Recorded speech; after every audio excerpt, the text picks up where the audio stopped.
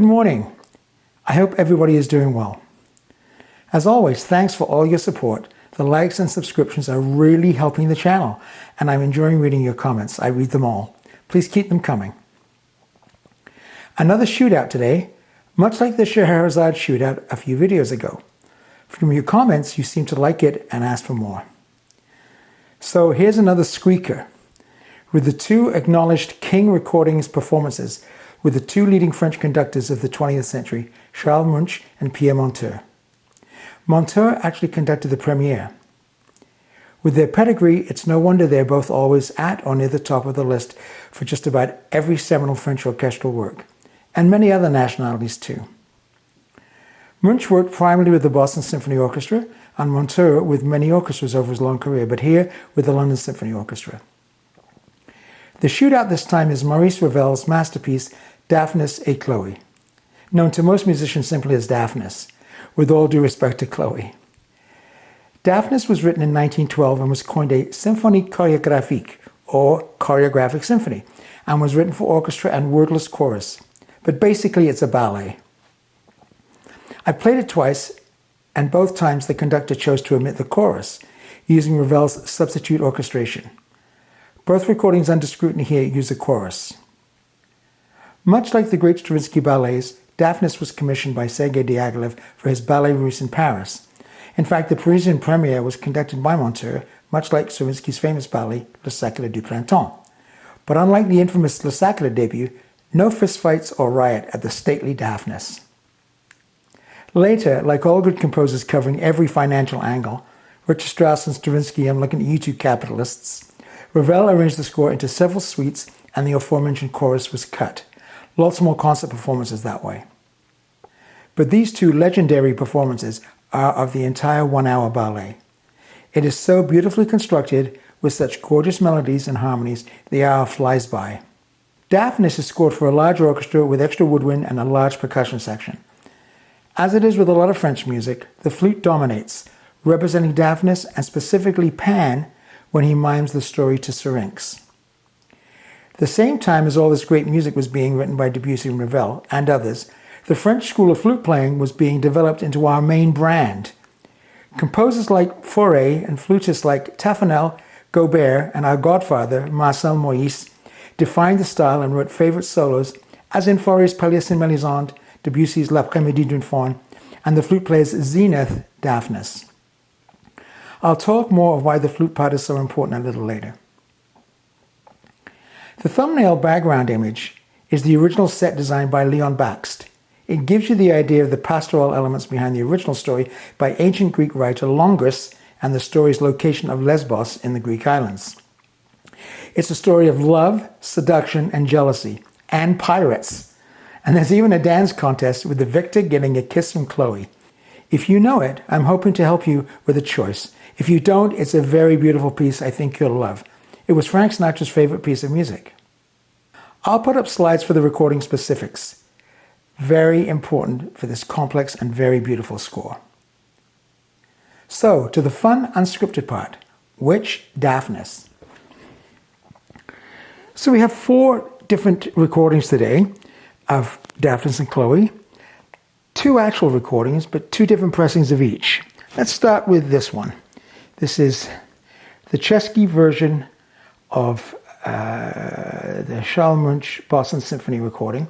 And since the choir, the chorus is important in this one, we have the New England Conservatory Chorus and alumni choruses, so there's some pros in there, directed by Robert Shaw, but probably by Lorna Cook-DeVaron, who was the associate director, who did a lot of the work. Yeah, this was originally engineered for RCA by Leslie Chase, and the reissue was mastered with his own very special tube electronics. We discussed this in my last video about Chesky, by Tim de Paravicini. Tim was a wonderful designer, an amazing man, died very sadly a couple of years ago. And his mastering is absolutely beautiful, very lush. Now, a couple of things about the piece in general before we go on to the next recording. The dynamics on this piece are very, very soft to very, very loud. I mean, literally 4 pianissimos to quadruple forte. And I guess the tapes, let's see what year this was recorded, of Chesky's, probably mid-80s.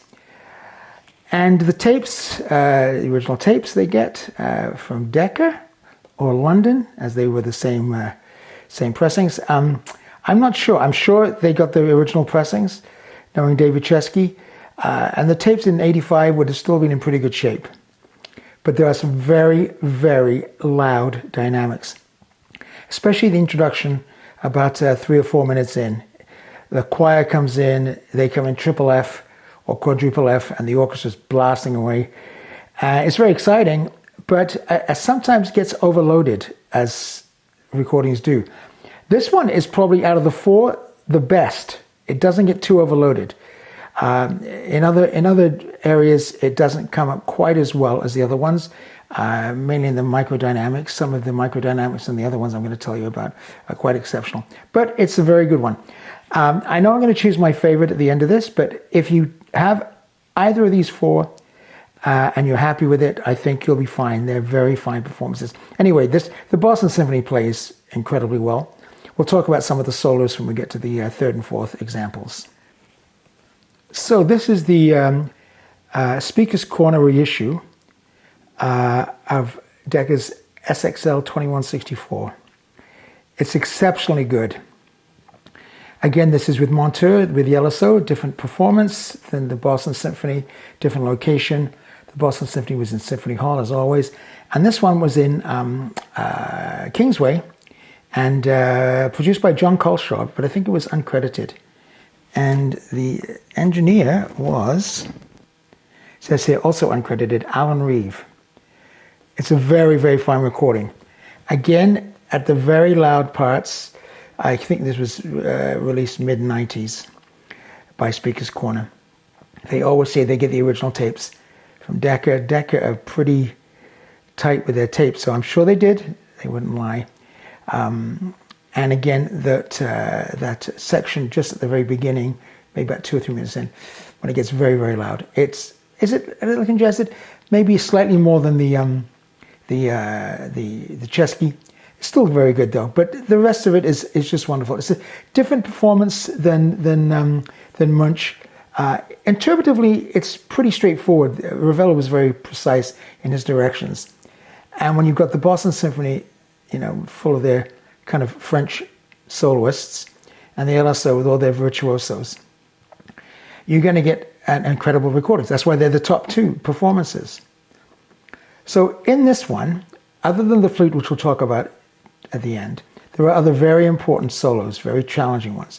They go from the very lowest part of the instrument to the very highest. The trombone has one, but the biggest one is the French horn, and it's on open. I think it's open valves. It's just all on open, which makes it a little bit easier, but still it goes from very low to mid to high to a very high C, the top C that the horn plays, and it's got to be done pianissimo, and it's very challenging. Both times I've played it, the horn players were very, very good, but you could tell, man, they were working. The horn player in this one with the LSO is no other than Barry Tuckwell, who is one of the greatest, he just died recently, one of the greatest horn players of all time, one of the greatest soloists and conductor, but also was in the LSO principal horn for many, many years. And his playing on here is fantastic. The Boston Symphony, their principal was James Staliano, also obviously a very fine player. But in Daphnis, maybe not quite the elan that Barry Tuckwell brings to things, but still wonderful. Now, as far as the trombone is concerned, a few important trombone solos. They're about the same, both very good. Anyway, this is the front cover. You can see the kind of Greek idyllic location we talked about in the introduction. Again, if you have this, it's wonderful. It's not the best Speaker's Corner. I'm going to put that with the Trout Quintet and the Ensemble 3-cornered hat. Both of those are just outstanding. But this is very, very good. Okay, we'll head back to the Boston Symphony version now, and this is the latest one. This is Ryan K. Smith's 2013 or 14 Analog Productions reissue of LSC 1893. There it is. This is the. I've never heard an original, so I don't know what it sounds like. I do know that this came in a beautiful satin cover with all the images. Sorry for the glare. There they are. And the shaded dog. The record was very good. So, is this better than the Chesky? Yes, it is. It's also much more expensive than the Chesky. It also goes out of print quite often. So get it while you can. What does the chat say? Buy now or cry later. I got this from the In-Groove in Phoenix, Arizona. They got a very good website. They ship it with DHL to Canada for about $80. No border nonsense. It's very good. You can order with confidence there if you're Canadian. But for the States, I think these are now about $40 and worth every penny. This has, the dynamics are better on this than the Chesky, especially if you're listening it loud, which you should with this piece, because the dynamics are so varied. You like to hear the quiet parts, the beautiful orchestration of Ravel. But anyway, it's wonderful. Now let's talk a little bit about the flute soloist, which is the most important part of this piece, if I must say so myself. So Daphnis and Chloé, Daphnis is pursuing Chloé the whole ballet. And there's lots of kind of intrigue going on while they're trying to keep them apart, and the nymphs are trying to get them together. Anyway, there is a section in the second suite, as Ravel arranged it. And I'll put up on the screen some of the music from the second suite. It's just thousands upon thousands of notes as he describes two small little rivers combining. And it's just, as you play it, it's not that difficult to play. The second flute part is very difficult, but the first flute part's not that difficult. But it's very effective and very beautiful, and most of you will know this. If you know Daphnis, you'll know this part. But later on, Daphnis is impressing Chloé by telling the story of Pan and Syrinx, and how Pan cuts a reed and makes a flute out of it. You've all heard of the Pan flute. Well, this is a real flute, and this is played on the flute solo, and it builds and builds and builds. It's a long solo with a final crescendo. Let's call it a climax. I'll let you figure it out. And up to the piccolo, and then the flute, then the second flute, and rushing all the way down to the end of the climax with the beautiful, cool alto flute. So that's the part the flute's doing. It's very interesting. And I remember doing it with my my flute teacher at Trinity, and he gave me his part that he did with a German conductor. I think it was Otto Klemperer. I think it was Klemperer. And Klemperer stopped the orchestra and said to my teacher, "Imagine you're in the woods with a woman." that was his musical direction to play it. Anyway, the flute player on this one is no other than Dorio Anthony Dwyer. And she was the preeminent female flutist in the States, and got the first female position principal when there were none to be found in any of the American orchestras. I think about 1945, and she's just a miraculous flute player. One of the top 3 or 4 ever to hold any principal chair in my position, in my opinion. So there you go. You're going to get Dorio Anthony Dwyer playing the solo. It's miraculous. It's absolutely beautiful.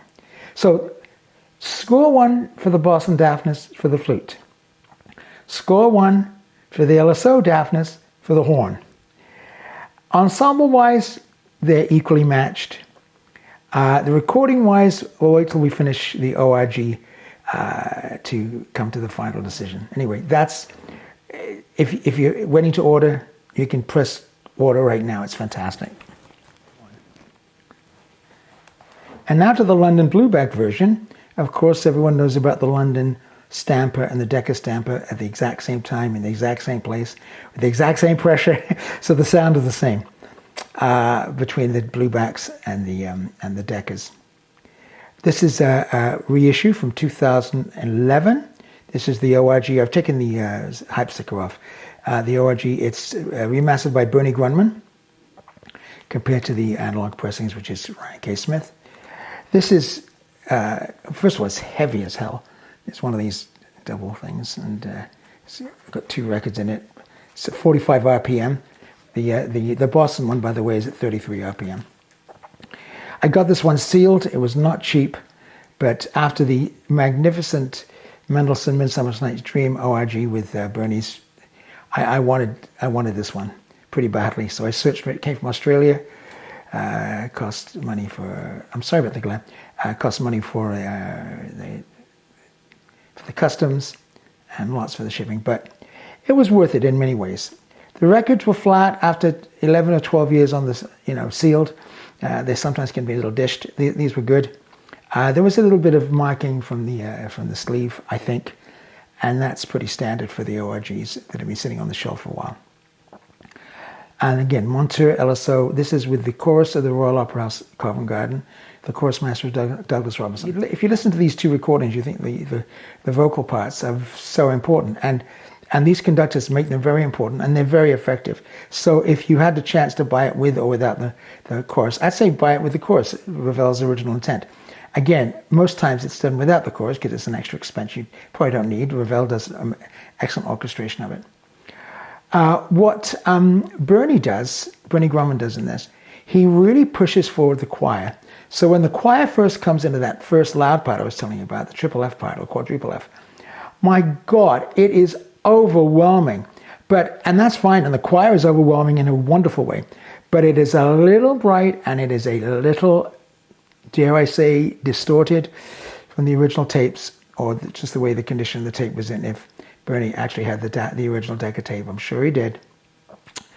Anyway, let's go to the performance. The recording is exceptional, but the performance is, as I said, ensemble-wise equal to the Boston Symphony. Soloist-wise, this one gets the horn, and Boston gets the flute. But the horn in the Boston one is exceptional. And this would be Alex Murray, principal flute in these days of the London Symphony, who's a very fine player, obviously, principal of the LSO. It's what we call a safe pair of hands, never makes mistakes, incredible technique. But he's also a good musician too, very lovely sound, very lovely phrasing. Is it as nice as Doria Anthony Dwyer? I don't think so, I prefer hers, but he's wonderful. I think it's going to rest on the recording, and I think even though we have a little bit of distortion, which I don't think is Bernie's fault, just briefly for about 30 seconds in an hour's music. There's so many little delicacies, delightful little moments that he brings out. The bass is exceptional on this recording, probably even better than Ryan's cut on his version. It's wonderful. The bass is separated and it's deep and defined. Some of the little percussion parts with the pizzicato violins are just gorgeous. So yeah, if I was choosing on a performance alone, I really couldn't tell you. If I said London, my friends in London would be happy. If I said Boston, one of my best friends, Ken Farrier, tuba player extraordinaire, and from Boston, Juilliard, and then Boston, he would be really happy. We always have lots of fun about Boston and London. But I would probably, say whichever one you have is enough. As far as the flute is concerned, again, I would give Boston the nod, just, by a hair. Recording, though, I would search this one out. I really would. If you have the Chesky, if you have the Speaker's Corner, if you have the Analog Productions, you're fine. You're set. But if you don't have any yet, save up a few extra pennies and search this one out. There's a few sealed on Discogs. It's wonderful, beautifully presented London wide band. But I think that has the nod as far as recording is concerned. So if we're going on performance and recording, this is my choice. The London Blueback ORG reissue, cut by Bernie Grumman, performed by Pierre Monteur, conducting the London Symphony Orchestra and Chorus of the Royal Opera House, Covent Garden. So there you have it, our next shootout. You've mentioned in the comments that you've enjoyed these shootouts, and I'll do a couple more. The next one I'm going to do is the three-cornered hat. Thank you so much for watching. I really appreciate it. Again, appreciate the support. Hope to see you again soon, and I hope you're well and enjoying life wherever you are. Have a great day. Thanks again for watching. See you in the next video. Bye-bye.